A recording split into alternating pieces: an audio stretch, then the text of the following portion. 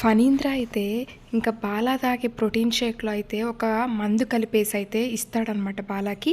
అన్నయ్య ఇది నీ కోసం నేను రెడీ చేశాను, నువ్వు జాగింగ్ చేసేటప్పుడు అలసిపోయినప్పుడు ఈ ప్రోటీన్ షేక్ తాగు అని బాలా చేతికైతే ఇస్తాడనమాట. ఇంకా బాలా అయితే ఆ ప్రోటీన్ షేక్ తీసుకొని జాగింగ్కి అయితే వెళ్తాడు. ఇంకా సడన్గా ఇంకా త్రిపుర కూడా అదే దారిలో ఇంటింటికి పాల ప్యాకెట్లు వేసుకుంటూ ఒక మోటార్ బైక్ మీద వస్తూ ఉంటుందన్నమాట. ఇంకా బాల అయితే ఒక చోట ఆగి నిలబడి ఆ ప్రోటీన్ షేక్ తాగడానికి కరెక్ట్గా నోటి దగ్గర పెట్టుకుంటాడండి.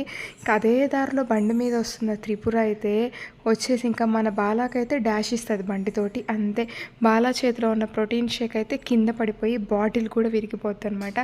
ఆ రకంగా అయితే త్రిపుర అయితే మన బాలానైతే సేవ్ చేసిందనమాట. యాక్చువల్గా త్రిపురకైతే ఏ జాబు ఉండదన్నమాట. అందుకని చెప్పి ఇంకా అక్కడ పక్కనే ఉండే ఒక ఆవిడైతే ఇంకా వాళ్ళ ఆయన పనిచేసే దగ్గర పాల ప్యాకెట్లు వేసే జాబ్ ఉందని అయితే చెప్తుంది అనమాట. అందుకని ఇంకా త్రిపుర చేసేది ఏమీ లేక ఇంకా ఇంటింటికి పాల ప్యాకెట్లు వేసుకుంటూ వాళ్ళ ఇల్లునైతే గడుపుతూ ఉంటుంది. ఇంకా నెక్స్ట్ అయితే బాలా కూడా మెచ్చుకుంటాడనమాట. తను చేస్తున్న కష్టానికైతే మీరు ఇంకా ఉన్నత స్థాయికి రావాలని అంటూ ఉంటాడు.